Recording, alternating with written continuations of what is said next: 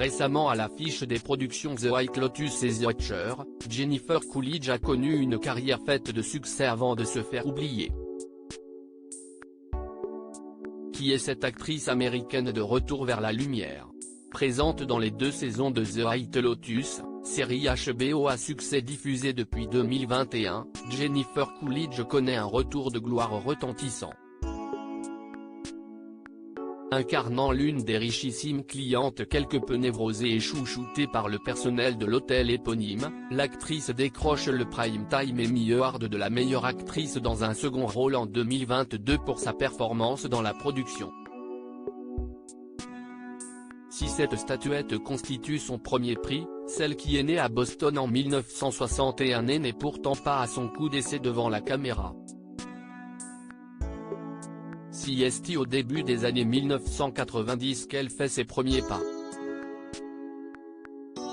En 1993, elle figure pour la première fois à l'écran dans la série Seinfeld et apparaît ensuite dans Austin Powers 2, L'espion qui m'a tiré, 1999. En 1999, Jennifer Coolidge décroche le personnage qui fait décoller sa carrière, celui de la mère de Steve Stifler, adolescent suintant les hormones et la gêne dans la comédie American Pie.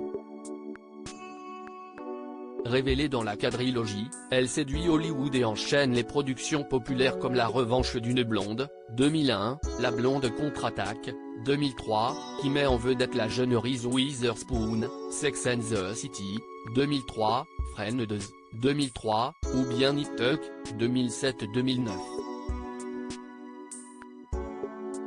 Plusieurs années loin du feu des projecteurs malgré quelques apparitions, la carrière de l'américaine stagne peu à peu vers les années 2010 jusqu'à connaître une longue période creuse dans elle se voit proposer des rôles de seconde zone ou n'est même jamais appelée.